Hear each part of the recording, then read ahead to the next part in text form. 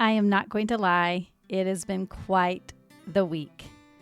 So I decided to pull one of my favorite episodes from the archives. It is a brilliant conversation filled with joy and humor and laughter and wisdom that I needed in my life for this week. It's with my dear friend Gretchen, who's a mom of 3, who shares such beautiful insights that can be applied both to baby feeding and to life in general. So as you're listening, I implore you to think about where you are putting extra pressure on yourself, whether it's in baby feeding or in business, or as you seek to help people with baby feeding or in the postpartum period.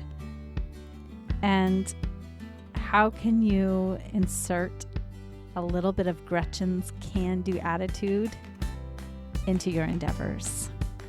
Enjoy this beautiful conversation with a beautiful person.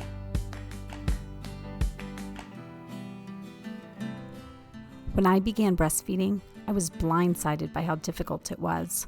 I may have thought I was prepared, but having known only a handful of people who had ever breastfed and only seeing it up close from a couple of them, I had a huge learning curve.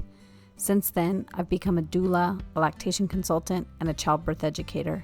I'm your host, Lo Nigrosh, and I welcome you to the Milk Making Minutes, where we explore breastfeeding experiences through the lens of systemic barriers, so that you know your breastfeeding struggles are not your fault, and your triumphs really are the miracles you feel they are. So my name is Gretchen Oshodipe. I am a mother of 3. Naomi is 8, Lydia is 6, and Josh is 4. We just finished birthday season.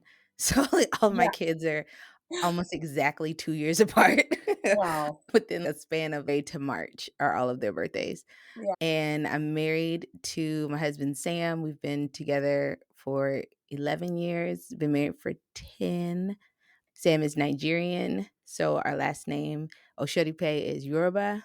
Okay. You had kids over a period of time, and we talked about baby feeding over the years, Yeah. but I'm excited to do it in a more formal way here and to hear about your experiences. Before we get into your experience, I would like to know what your exposure was to baby feeding, breastfeeding, before you were actually doing it yourself.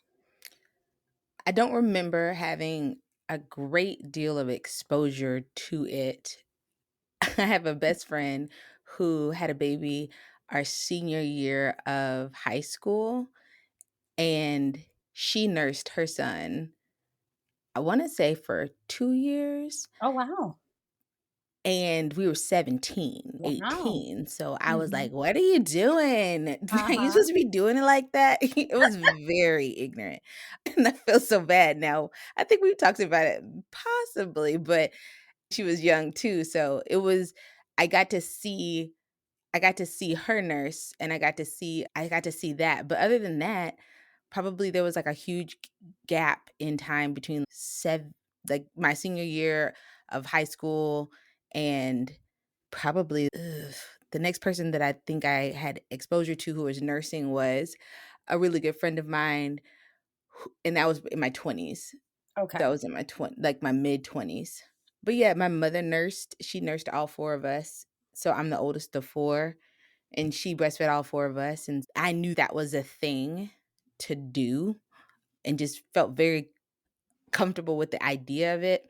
I'm a former classroom teacher, and I've kept relationships with a lot of families across the years. And I remember breastfeeding one of my kids and talking to a mom, and she's, "That's not what they for." And I was like, "That's literally what they're for." That's literally their point. Right. And I just You're remember called. she was just like, "I want to use them for other things." And I was like, "Yes, I understand that." But like this also is a point of utility.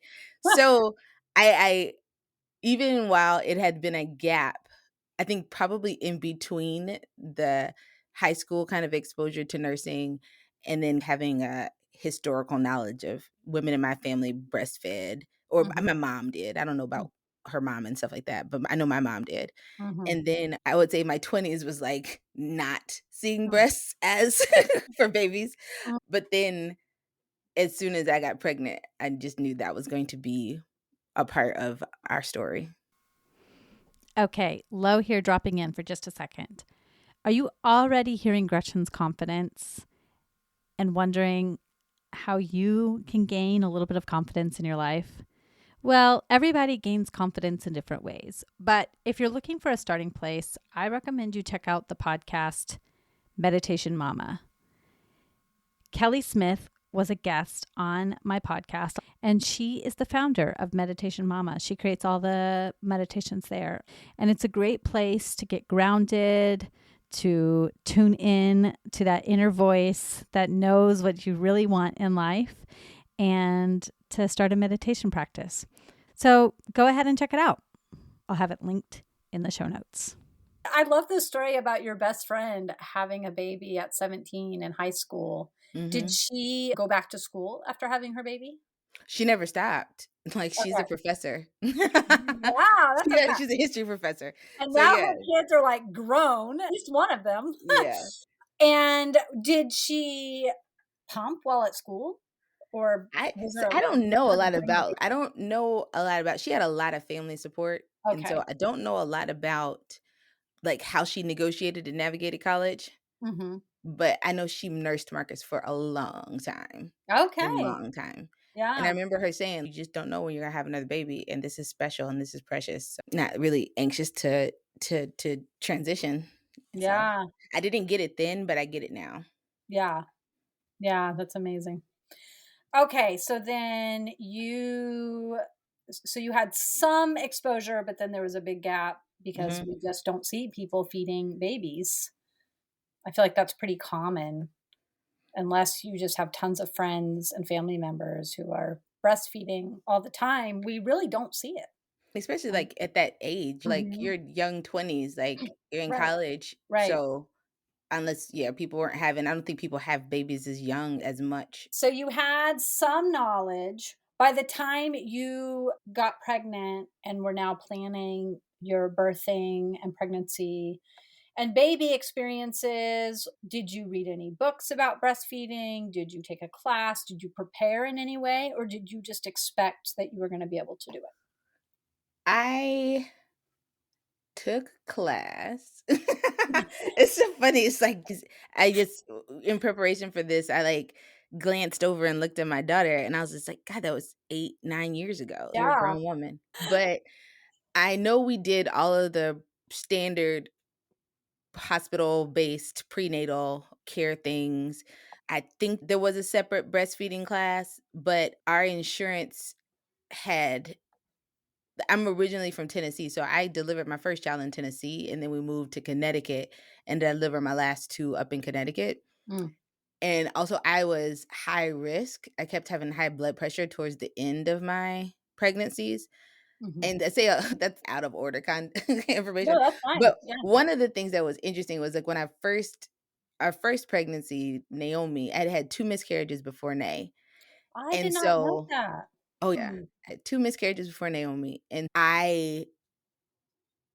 and we lived in Tennessee, and I was working for an organization that was based out of Massachusetts, mm, and so they had Tufts Healthcare, which is apparently, like, the black card of insurance cards. Like, we mm. went into the doctor's office, they were, "Dang, where did you get this insurance from?" And I was No. like, "What is that? What does that afford me?" They were like, "Anything you want." I was like, "Okay." It was like, "You can have all the tests you want, girl." No, I'm just kidding, but it was like, seriously, like, I remember the receptionist calling somebody over and be like, "Have you ever seen this before?" But and so, I just remember there were certain things that came with my journey. There was a nurse on call that I could call and talk to Mm, after the baby was born. There was a lactation clinic that I could go to, and so I don't remember so much the pre-delivery stuff, but I do remember and utilized the post-delivery breastfeeding okay, support okay, hardcore. okay. Yeah. And did you have any goals set? Yeah, I was breastfeeding for a year. Okay. This was happening. A piece of it was like practical. I said for with my first that I wanted to be the kind of mom that mothered my first like they were my second. Like I Mm, didn't want to be super like nervous and anxious. And I was like, people have been birthing babies for eons. Like this is not, or maybe not eons, but like people have been birthing babies for a long time in mhm, much more dire situations than I'm in. mhm, And I wanted to acknowledge the hardiness of babies and the hardiness of this other little person and to give myself a lot of grace and a lot of space is okay, this is fine. And I wanted my first experience as a mom to be full of that. And so mm, I was very intentional about that. And then when it came to nursing, I said, if I'm going to live this life of chill, oh my God, I can't believe that's her first baby because she's so chill. Then what does that look like for me? And that looked like me being able to move about pretty freely and yeah, untethered. And being untethered meant breastfeeding. yeah, And so I was just like, I need to be able to move around with my breasts and a diaper in my back pocket and a change of clothes in the other and call it a mhm. day. And that's what I did. That's great. Yeah. Yeah, did you have anything that influenced you in thinking that way? Either people you had seen that were, like, super nervous about their babies or the opposite, people you had seen that were super relaxed and you were like, "Yes, I wanna emulate that." Ah, Or even being married to a Nigerian, did that I'm trying to anybody? think, like no, I knew my personality is pretty chill regardless, Mhm, and so I really believe that God children gives people children, and he knows the child and he knows the parent, and there's, like, this understanding that, like, that I'm good for whatever child I have in spite of me and because of me, and yeah, so I was like, "Okay, this is I just wanna really, like, rest in that." And then in terms of, like, nursing, knew I didn't wanna do formula because I thought it was expensive. And then I had seen a documentary about breast milk, and I was just fascinated. And mm, I was just like, "This is amazing." mm, And I think one of the things that stood out to me was something about, like, how they hadn't been doing a lot of research on breast milk until more recently. And they studied cow's milk because it was, I guess, the closest or one mm. of the closest and most accessible, and they were saying that the milk of the, like, mother cows changed based on the sex of the baby cow. Oh, wow. So, it was just like, if it was a boy's cow needed more vitamins, vitamin blah, blah, blah, but if it was girl cows, they lacked a lot of calcium, and so the mother's milk adapted for that. Wow. And I was just like, "Good God, that's amazing." And then they were saying, like, there's things that our bodies do too for our babies, and I was just like, that is just I still am amazed by it. It's just one of the coolest things that I could have been a part of. So I was just like, "Yeah, I'm down for this." But Yeah. I don't think there's anybody like I said, my friend who nursed, I saw her, like, really appreciate it and enjoy it, Mhm. and I don't think I I don't think I appreciated it. I didn't appreciate it then as a young adult, and I don't think I appreciated it until I was, like, into nursing Yeah. my Right. own. But yeah, and I think Yeah. Sam's mom so my mother-in-law came from Nigeria to stay with us for our 2nd and 3rd baby, and I was at home with my mom predominantly for our 1st, Mm. and everybody was just pretty supportive. I don't think I had anybody who there was nobody who wasn't supportive of nursing. Mm. There was nobody who was like, "What? You're gonna do that?" Everybody was like Yeah. it wasn't like an expectation either. It was just Mhm. kinda, "What you gonna do?" And then everybody had my back in doing it. Yeah. Yeah. Yeah. Exactly But what like I everybody said, formula needs. was so expensive. I was like, "Heck nah, bruh. Like, I can't. Right. Yeah. Literally can't." Then I was Yeah. like, "You gotta get some filtered water," and I was like, "Oh, no. That seems hard." Inexpensive. Yeah. Okay. So I would love to know then, we know that birth experiences can have an impact on what then happens with milk supply and feeding. So, although this is not a birth centered podcast, Yeah. I would love to know, you have 3 children. Yes. So, you can tell the stories as you see fit, and, how you might have thought they impacted your Yeah. feeding experiences with your kids. But if you want to give a quick synopsis of your birth experiences and what impact they might have had on that initial breastfeeding, and if I have any follow-up questions that I Yeah. think might be impactful, then I'll ask. Quick synopsis is if I had known what a G I was gonna be in labor and delivery, I would have had 15. Like, I was just like, I feel, and if for those of you who are listening, it's just, what is this? Who is this Pollyanna that Lo got on here? Like, I love breastfeeding. I love delivering babies. I'm telling you what, like, I do. And like, I am not a small girl. And so I also loved being pregnant because it was like a reason for me to be bigger. I was just like, Mm. it's a baby. I Um, loved that too. I felt like I didn't have to suck in. I was I don't like, have to lie anymore. not sucking in my life, just sticking it Yeah, all I out actually there. lost weight on all my pregnancies because I was probably not probably, I was overweight before, so I had to be more thoughtful about my Mm, diet and whatever, so I was, like, always the smallest I ever was right after I mm, delivered, mm, and it was great. But mhm. so Naomi was, like I said, we had 2 miscarriages before, and that was, like, a whole thing because I credit those experiences sucked, obviously, a really difficult time in our marriage, Of course. and What was the timing of those miscarriages? very early, like, within the Okay. first 10 weeks, Okay. and I wanna say 10 and 11 or something like that, Wow. and it was just really interesting because it forced us to have, or didn't force us, but it prompted us to have conversations that I don't think we would have had about, like, why do we wanna have babies? What do Mm, we envision for parenthood? Just all those conversations about purpose that I think you take for granted and you don't necessarily have unless you are looking down the barrel of, do we need to get some intervention? Do we need some help conceiving? And as before you want to go down that road, is like, why mm, would we do that? Why is this mhm. important to us? What's our whole thing there? So we had gone through that. The We met with a fertility specialist, and they were just like, look, y'all don't have trouble getting pregnant. Y'all have trouble holding the pregnancy. It's like that Seinfeld episode. It's like you can take a reservation, but it's the holding of the reservation. And he was just like, "That's a different kind of thing in terms of getting pregnant."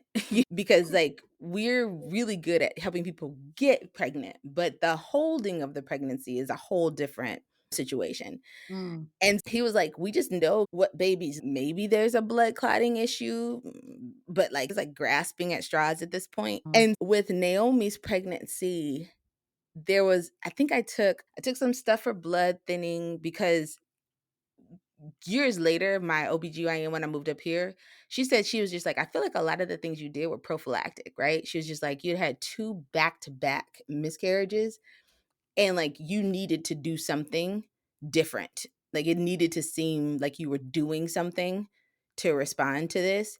And mm, so I looked at your charts, and the likelihood that you had a blood clotting issue or the likelihood of whatever seems super low, mm, and not that doctors are superstitious, but she was like, nobody would be like, "It worked last time." Nobody would take you off. And so she's just like, it's totally up to you what you want to do for pregnancy number 2 and pregnancy number 3. And so every single pregnancy, we did a little less and a little less. And it was mm, like Naomi had to do blood thinning, like shots in my belly, I want to say, for parts of the first trimester. And mhm. then I think estrogen. And he was just like, we just know that babies like a lot of hormones and babies like a lot of, so we'll just throw a lot at the wall and see what sticks, right? Right. And so did that with Nay. And then my this is funny. I know you said it's not a birth story, but this is hilarious. I thought it was. So my husband was in school and he had a career fair the day before Naomi was born, or the day after Naomi was born. And I was helping him kind of prep and get ready for it. So I was like researching some of the companies and like writing him like little notes on like a Google Doc or whatever. And Mhm. my back started hurting. I was like, so weird. And so I kneeled against the side of our bed. And every time my back hurt, I dropped to all fours Mm, to relieve the pressure off my back because I just thought yeah. my belly's so big. and did that for like over an hour. And that was labor. Who knew? Right. Which kind of lets you know a little bit about my pain tolerance. You know what I'm Right. saying? Right. 'Cause I'm just like, ow, let me get on my whatever.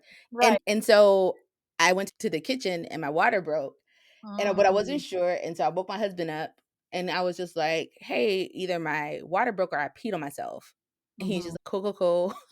And I was like, "I need you to go smell it and see what's up." And he's, "I'm not gonna do that."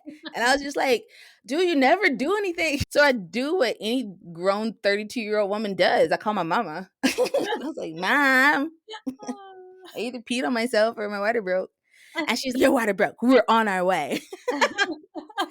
So they lived like 10 minutes away at the time. So they rushed over and we all go to the hospital.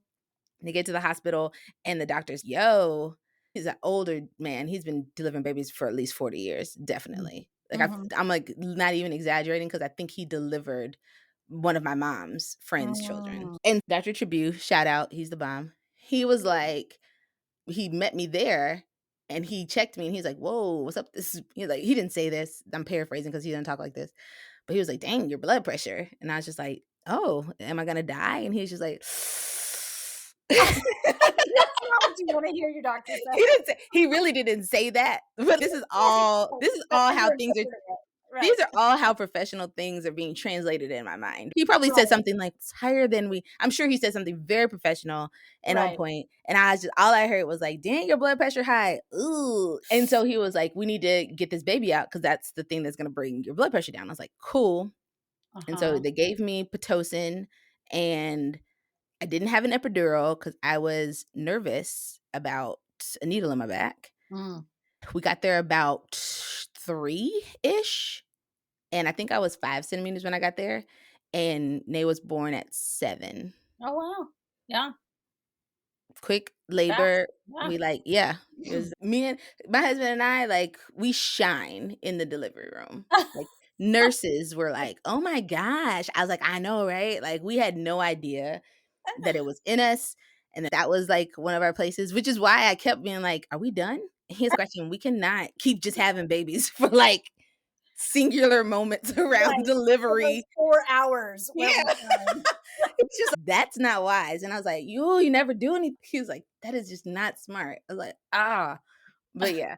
So my births were all very quick, Mm. as comfortable as birth ever is. I Mhm. had relatively small babies. So Nay was 5'15", Mm. Lydia was 6'3", and Josh was 6'5". Okay. And all Pitocin, no epidural, under 4 hours of labor Oh, in the hospital. in the hospital. And all And induced in some form or fashion okay. because of my blood pressure. And all induced meaning with that first birth experience, you were in labor, but then used the Pitocin to help you along once you got to the hospital. With the Right. other two, were you also in labor once you got to the hospital, or was it more of a With the scheduled? last one, yes, like, I was having contractions at my, like, 38-week appointment kinda thing. Mm, With my middle one, no. With my okay. middle one, I went in for my 38-week checkup, and they were like, your blood pressure." And I was like, "Again?" Uh-huh. And they were Yeah. like, "Can you have this baby today?" And I was just like, "Let me see about my childcare for the other one." And so, yeah, that was what we did there. But that was the whole she broke my water, did something to my membranes. I think it scraped, but that sounded harsh, but I think that's what they call it. Remembering. Yeah. Good. Sweep Yeah. it? Yeah. They call it Okay. sweeping the membrane. Okay, not scraping it. Oh. I don't know. Maybe somebody No, no, no. needs You're like, scraping. "Maybe yours was extreme." No. You're like, Usually "Mine I'm were sweeping the swept. I don't membrane. know what they're doing to your membranes over there." But she did that, and Mhm. then I for the second one, I, like, called my husband. I was like, "Hey, they're breaking my water." He's like, "Oh my god, I didn't tell my boss I was having a baby today."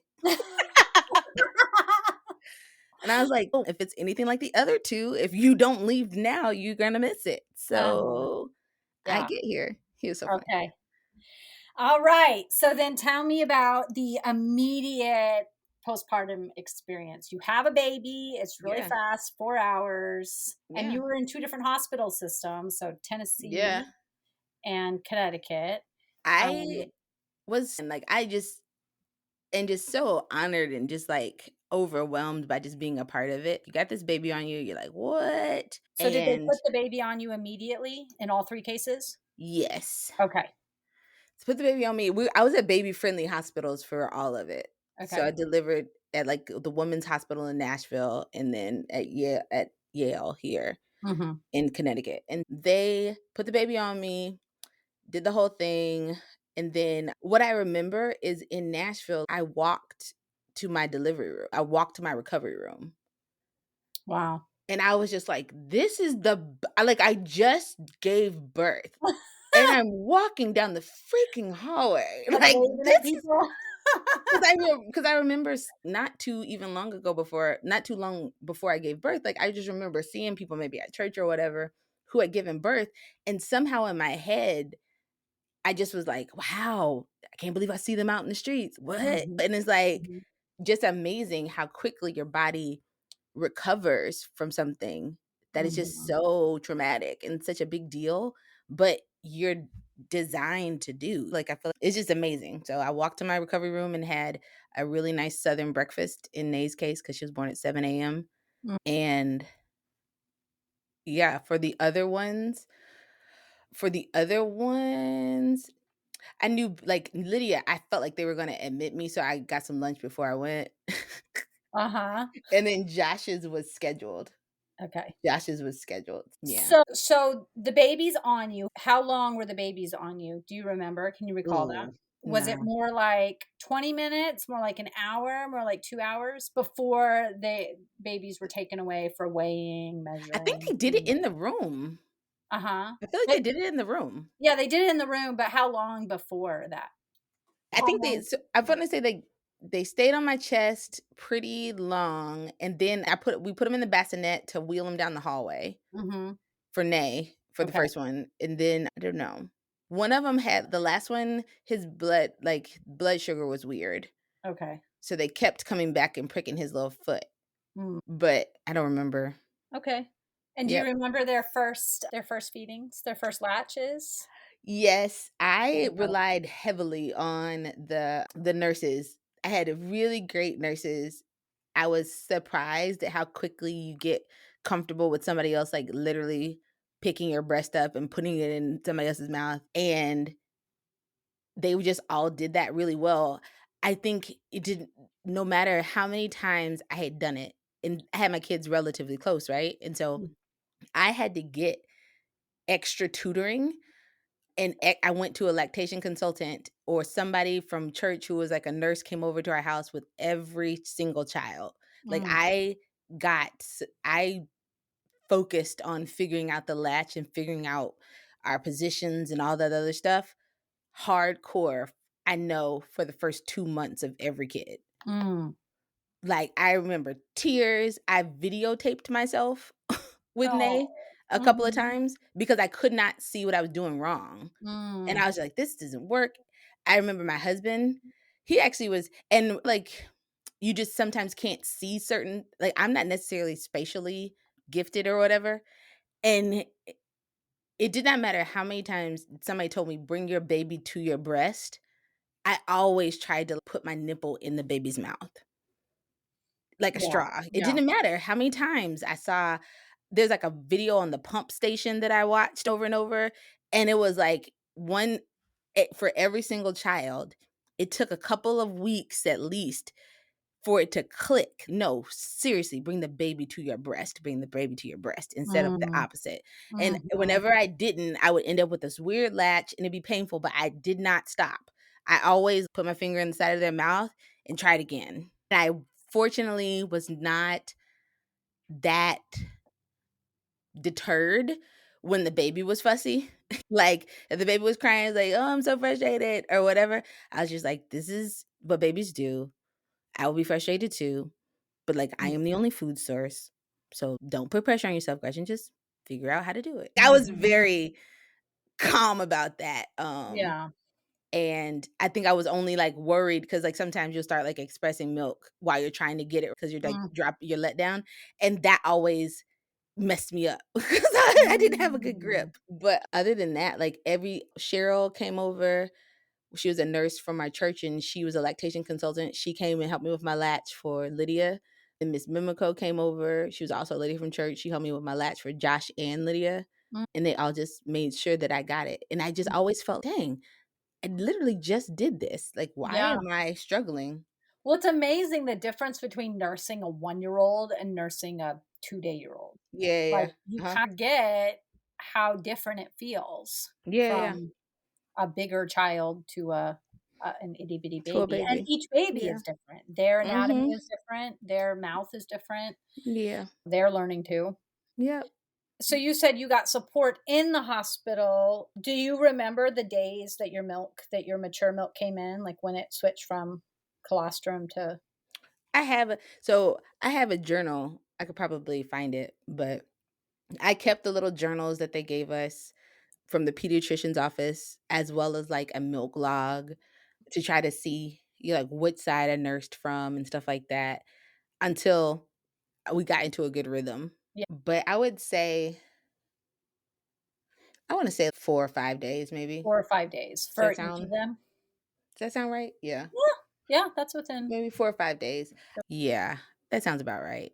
And it was funny because I never felt like probably my diet. I don't remember, but I remember my one of my managers, she had a baby at the same time as I did with Naomi, and I traveled a lot for work. Like I traveled a lot.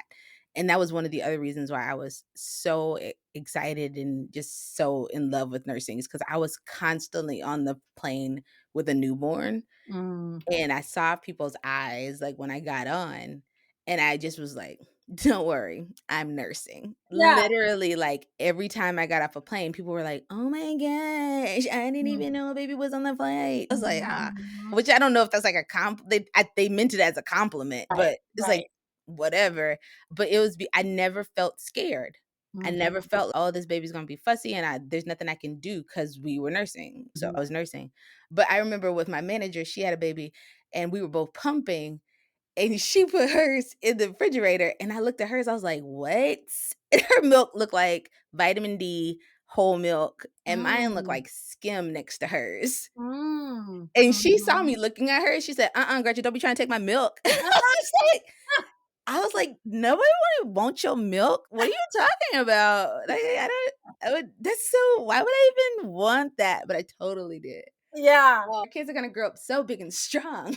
yeah, And just a different composition. but yeah. So Yeah, at least at those times of the day, you know? right, she's killing it. I was Yeah. like, "That is amazing." But I Mhm. pumped a lot. I pumped from the beginning too. Like I had a friend, our babies are 1 day apart, but she had twin boys. Mm. And I remember Jessie, she had a whole nother storage of milk. And it's like how when I first started teaching, it was like, oh, I want to have files. I want to have institutional knowledge about such and such. That's how I approached like nursing. I was like, I want to have files. I want to have so Mm. much frozen milk. But yeah, because I knew I was going to be traveling too. So I wanted to make sure that when I was gone, like my husband was set and the Yeah. baby was set. Yeah, you said your milk came in around day 4 or 5, and were you already home at that time? Yes. Okay. Mhm. And did your babies lose weight at all from birth weight? Yeah. Okay. Yeah, all of them lost, like, some ounces, Okay. but And nothing severe. okay. And was that stressful at all, or you just knew to expect that and just I did know to expect it. Nate was 5'15", so she was tiny. yeah, I thought she was tiny, and so I was just like, "Wow, this baby's really small." But I wasn't worried. okay. I wasn't worried. And did anyone else was there anyone, your pediatrician or family doctor, was anybody else worried, or everybody just was supporting what you were doing? Yeah, everybody was supporting. She looked and I think it's just so interesting because I've thought about this maybe since she's a girl, and so I feel like it's like a piece of it, she just looked like a tiny little doll.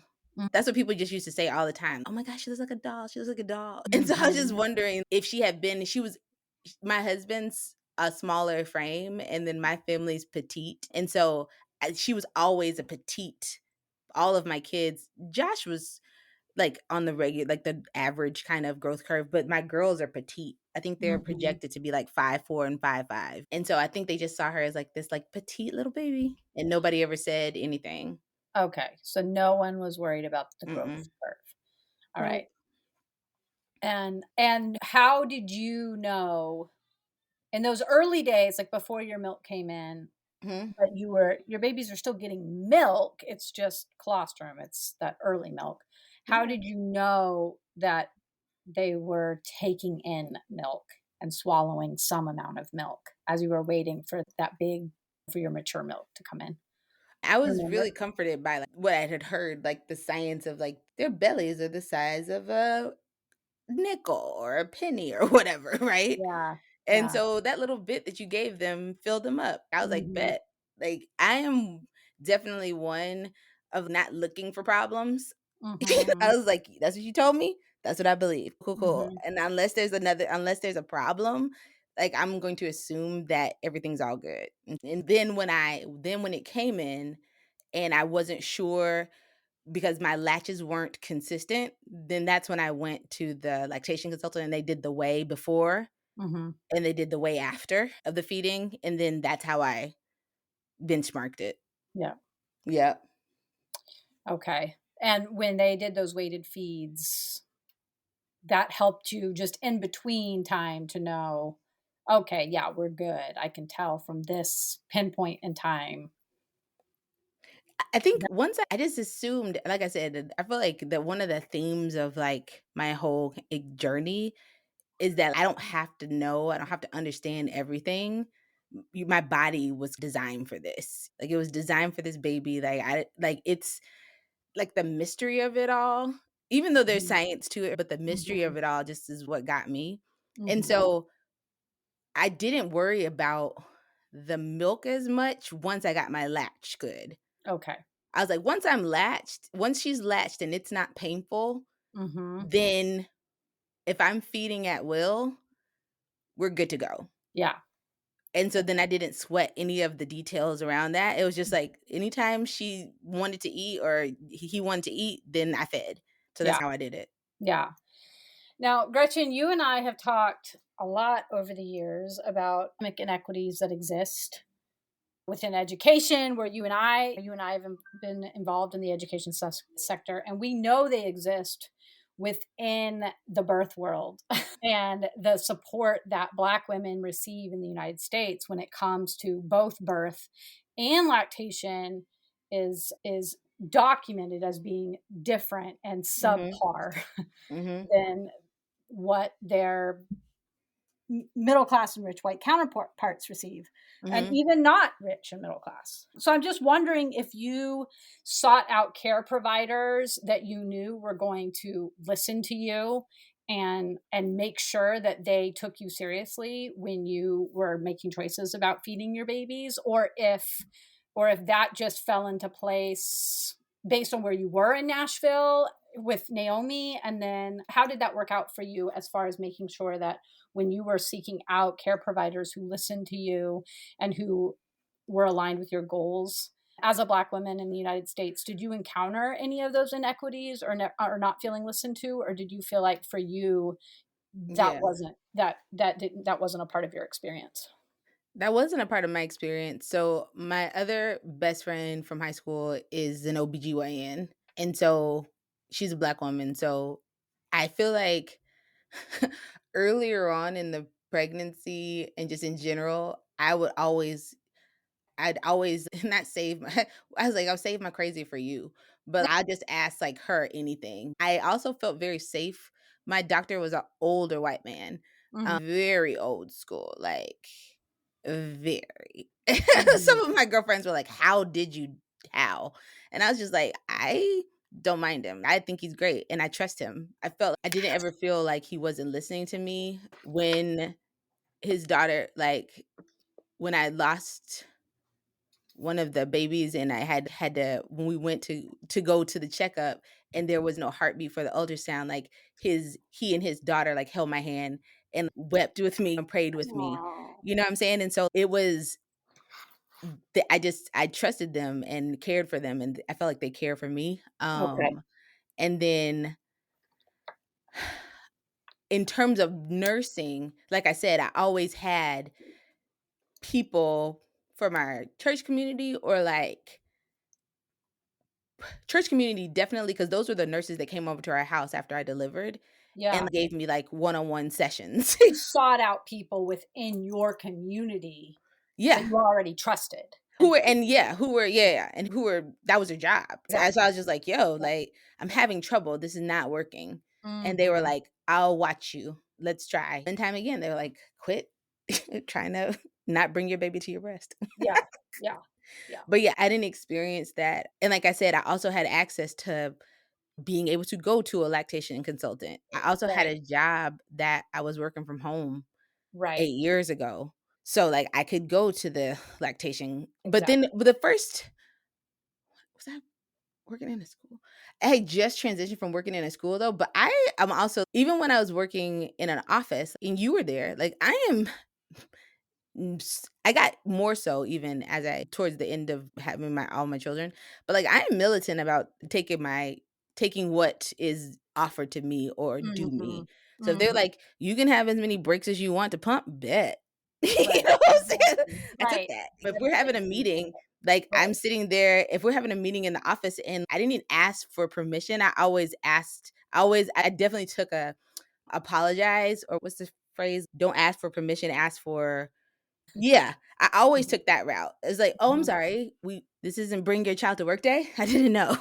I thought you said we were having a 5-hour step back in the office, and y'all know my baby's at home with me most of the time, so I just assumed that y'all knew that I would be bringing them. Sorry." Right. You know, Yeah. "Oh, we're sitting at this table for a long time? I'm nursing my kid here. I can put a cover up or y'all can see my whole boob. I don't care." Mm. And so I was but I wasn't even in work settings where that was like people were like, "Oh my gosh." And I actually Mhm. think I was a bit of a trailblazer, honestly, because I think some moms saw me doing it and they were like, Mm. "Nobody said anything to her. Cool. I'll do it too." Yeah. Yeah. Yeah, that's helpful. Thank you. And I know you can't speak for everyone's experience, but you can speak for Yeah, what it felt like for you. Yeah. 100%. Yeah. Did it change at all once you were in Connecticut, or it felt pretty much the same Pretty between? much the same. Okay. Pretty much the same. Yeah. Yeah. Awesome. And then you mentioned a little bit about how there was some pain in the beginning for Yeah. you. How Yeah. long did it take before that got resolved for each of the kids? It was nothing that was long enough to I feel like there was one time when I had to, like, give one breast a rest, Mm. when I was just like I had too many bad latches, and it was Mhm. pinched Is and this with kind of With like Naomi, your first? I don't even remember. Okay. I don't remember. I feel like it was a second one. I feel like it was Okay. Lydia because I feel like I was up here, but I still pumped off that side. I just didn't nurse off that side Okay. because I was, like, militant about keeping my supply up, and but I didn't yeah, I have friends who nursed through pain. I never did. Uh-huh. You do I you. have a friend who nursed through pain, and I was like, "Huh?" But yeah, I never did. Yeah. If they latched on and it hurt, I took Yeah. them off and I tried again until it was more comfortable Yeah. and, you know, maybe mild discomfort possibly, but never like, "Jesus, take the wheel." Never pain. Mhm. No. Yeah. And how long did it take for you, and for every person this is different, but for how Yeah. long did it take for you before breastfeeding just felt normal? It just felt Mhm. like that's how you mother. Yeah. I mean, it was normal, period, right? It was just like, Mhm. this is what we're gonna do, because that was my vision all along, Mhm. and it's just I just felt like it was just the most special thing. Like, it was Mhm. like, wow, and it was, like, an opportunity to stop and just focus on this little person and just talk to him, and Mm. it was very relaxing. I just really loved everything about it. That was Mhm. in addition to, like, wanting to keep having I definitely could see those people who have a whole bunch of kids. I think there's Mhm. just something very amazing about that. Oh, sorry, Lo. Sorry, the bus driver's here. Oh, that's fine. Hold on. And so how long did it take before breastfeeding really felt like a normal part of your life? Yeah. I think it felt normal from the beginning because it was just always a part of my vision and what I wanted. I think that after that newborn phase, so I think it's probably different, like 4 weeks, 6 weeks, where they've grown a little bit, their mouth has grown, they're a little bit more secure in your hand, they're not quite so tiny. Once they're a little bit bigger, then that made it easier for me. Mm, And then I would say from 3 months on, it was not even a thought. okay. Yeah. So not even second guessing. Oh, no. 3 Yeah. months on, we were good to Yeah. go. Yeah. Yeah. And what I know you mentioned nursing at work. So you just nursed everywhere. Yeah, Nursed at church, nursed at work. everywhere. Did you ever get any negative feedback anywhere? Okay. Nope. Yeah. You just took your space and made it clear that's what you were doing. And I felt like it was like, I don't know. I felt like it was like I never saw anybody who was like, "Oh my gosh." I Mhm. definitely remember one time on a plane, I was gonna nurse Naomi, and it was the first time I was gonna try to use a cover over Mm. her, and I just assumed it would be okay. And she played with that thing so hard. We were on a Yeah. plane, and I was seated next to a 16-year-old boy. Uh-huh. And I see his mom was across the aisle, and I Uh-huh. just kinda looked at her like, "Your son's definitely gonna see my breast." Right. There's nothing I can do. Naomi was so confused. She's like, "What is this?" I was trying to, because normally I hadn't used it, but You're I like, was "This will trying be to. fine." Yeah, I never thought. I was like, "Oh, it'll be like a tent." Uh-huh. She didn't care for it at all. Yeah. But yeah, I just felt like they knew I was feeding a child, so that was okay. Yeah. Yeah. And so you had it in mind to before I ask that, I actually have a question because you traveled a ton for work and you've Yeah. talked about taking the Yeah, baby with you. yep. Did you always do that or were there times when you left baby at home? I'm And when you did that, how did you transport milk? I pumped, so I had a pump and the backpack kind, and then I just carried ice, like the chilled things, and put them in, like, the hotel refrigerator, Uh-huh. and then just kept it. I didn't pump a lot, and I wasn't Uh-huh. gone for, like, weeks at a time, Uh-huh.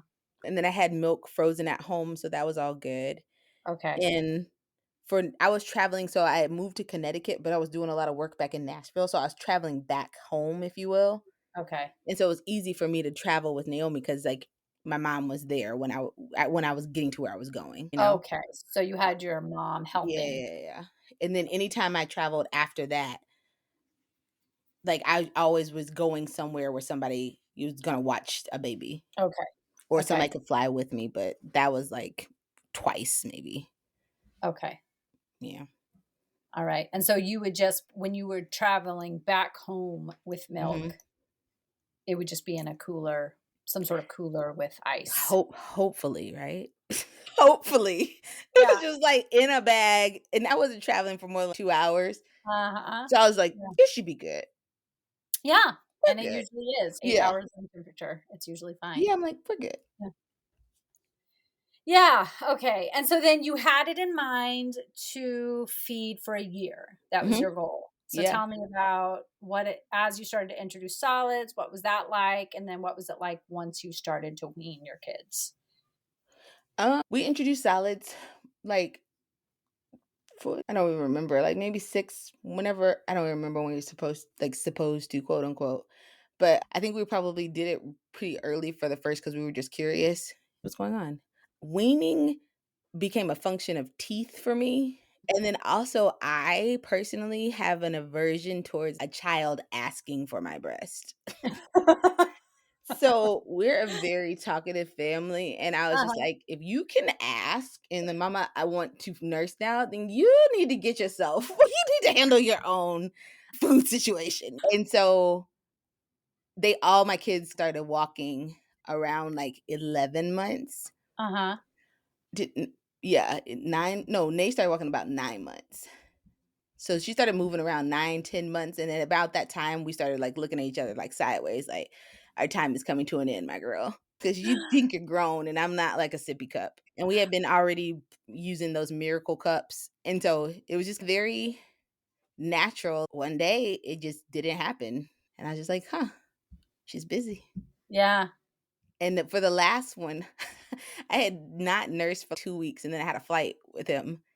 And Uh-huh. I was just like, I was nervous because he was almost 1 and he was like really fidgety. And I was trying to like, I was like, I wonder if I could nurse him just to settle him down. Uh-huh. And he just looked at me like, "What you doing?" And I Uh-huh. was just like, "Would you like to?"